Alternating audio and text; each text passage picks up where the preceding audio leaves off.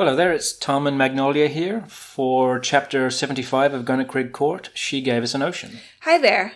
So this is one of those chapters that I was a little bit worried about doing at first, just because the whole thing was basically going to be symbolic and very different to the rest of the story up to this point. And we'll see that as it goes along. It's from the point of view of this shape here, which we learn pretty quickly that it is one of the court robots. I tried to keep it very abstract, but use all the similar colors that you might see. And in a way, I wanted the only thing to really be familiar, especially right from the beginning, is the color of the robots. I think at this point, people are familiar with the green eyes of the robot and the sort of bluish gray of their bodies. But everything else is completely alien. You know, it just seems to be the shape sitting in a bucket and then an angelic figure appearing next to it. So what were your inspirations for the look of this character? This figure, which I guess I'll just call the angelic figure, you know, even though very quickly this character says that they are not an angel. They're very clearly inspired by angelic figures. And I just sort of took a look around for guardian angel paintings, you know, and I wanted to go for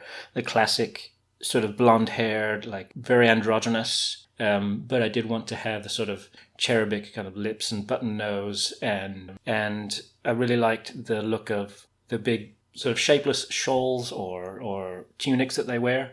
But so straight away, though, the imagery of an angel is almost discarded by the character saying that they are interfaced directly into this robot's mind. So straight away, we can see that this is happening inside the mind of one of the robots that was stalled by the shielding protocol that was issued to them a few chapters ago. And this angel is here to guide them as they transfer the mind of this individual robot to a new body, the new bodies that Kat has been working on. The angelic figure character is a little bit more detailed than usual. Was it fun drawing them, or did you get kind of tired of it? No, I really enjoyed drawing them, I suppose, because the rest of the chapter is so, you know, devoid of any detail. You know, the background is just a gradient sky and a flat horizon, so in that case, it was nice to really draw the attention to the character by making them a little bit more detailed than normal and taking the extra time to paint them with a bit of extra shading. The kind of shading that I would normally save for things happening in the ether, I think this is close enough to that.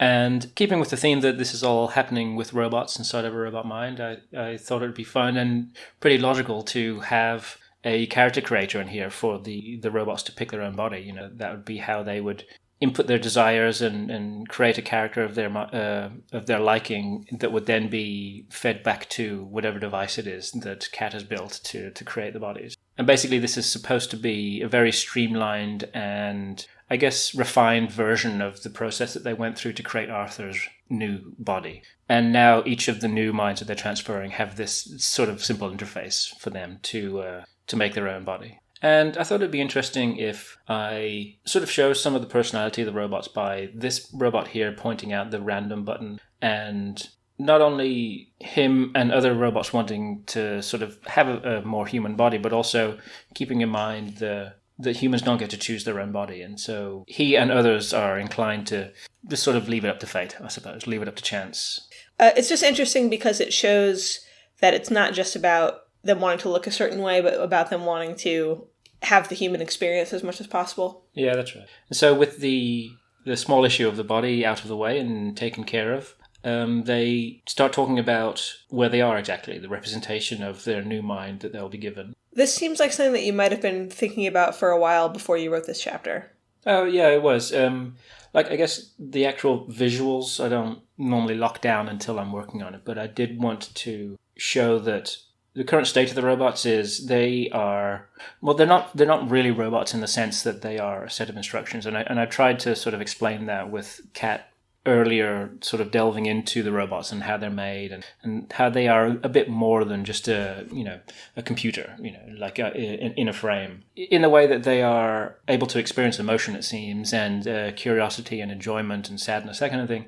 So here I wanted to show that they are free to do that, but within the very limitations of their body. And in this case, the body and their old mind is this wooden bucket. So they can do what they like in the bucket, but they can't really expand beyond it. And that's what this angel is here for, to show that everything outside is room to grow, basically. But you first have to, initially let go of your old mind.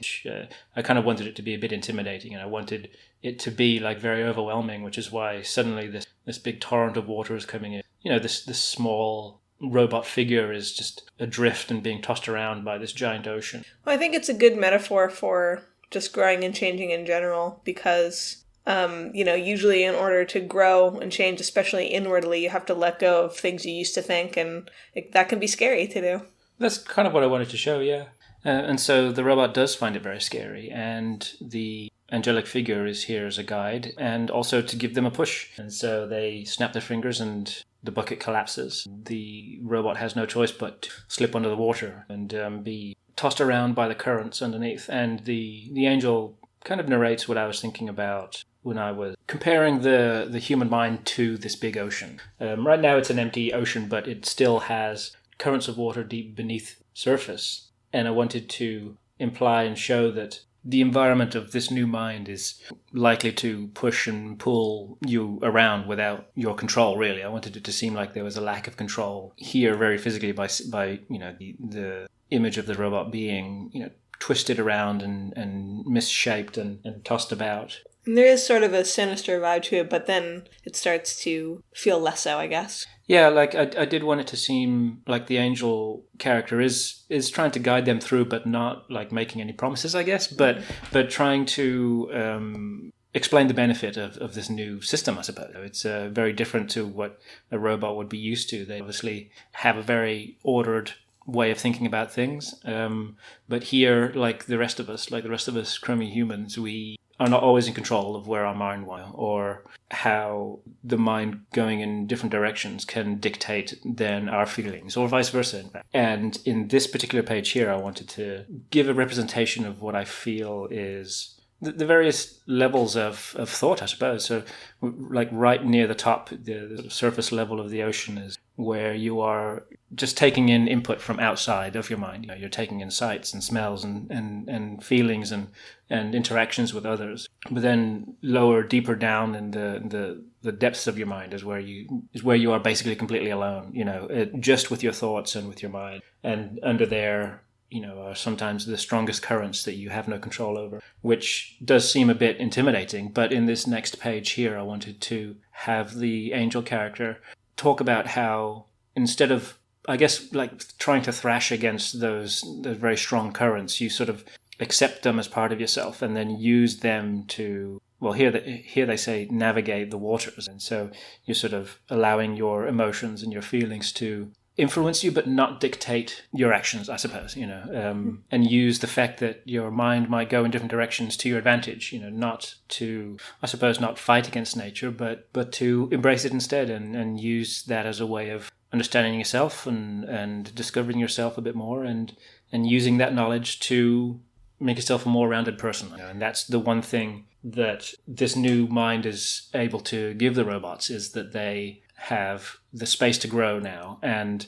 when the robot realizes that all this water and the sort of turmoil and everything that it's flowing through is actually all part of himself, then he's able to dissolve into the water. And the angel character lets them know that that the ocean of this individual's mind will in time be its own ecosystem, containing its own life and experience. It's similar to how Annie had to understand her own nature better and stop fighting it and try to make it part of herself instead. Yeah, I suppose so. Yeah, here I wanted it to be almost like from the ground up. You're given this vast blank canvas or empty ocean, I suppose, and then it's up to the individual to fill it up. And I guess what I wanted to get across with this last page here is that, so from Kat's point of view, and to Kat, the new body is probably what was the important part, and like that's what she focused all her attention on, and she spent her time developing this new process of having this new mechanical marvel of a body, I suppose, and then transferring the robot's mind over. But it turns out, almost unbeknownst to her, that the fact that the body does come with this giant space for the development of the new mind is almost more important. And this angel here recognizes that and tries to impart that information to the individual who's being transferred at this point. Well, it also reminds me of something Renard said way back when he said his own mind was influenced by the form his body took. Yeah, I suppose you could say that. And this is the last page of the chapter, but I did have a really good time drawing everything here, not just the angel and the wings and everything, but also the chance to color it. And I enjoyed coloring the water and the sunlight and everything. I think it turned out a really nice looking chapter. I agree, and I think it's also very emotionally moving. It seemed like something that meant a lot to you personally. And in the next page, we see that that angel was Robot all along. So it's Robot who is taking the role of basically guiding the new mind transfers. And he's probably doing this for a bunch of them, and it could be that the entire process that happened in this chapter happens in a very short amount of time, a millisecond or less. Yeah. But Robot does like to come in and guide them through, to help them understand. I like that you put in Cat saying that they keep the variables within certain limits so that they don't have a bunch of crazy green bodies or anything. Well, sure, yeah. If they're going to randomize the character creator, you don't want anything that is going to generate a body that is completely useless. Yeah.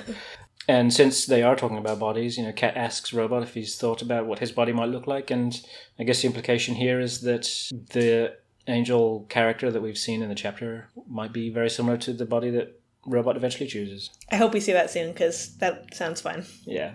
And there we go. That's the end of the chapter. Come back again for chapter 76, Down That Road. Oh, I can't wait. Bye!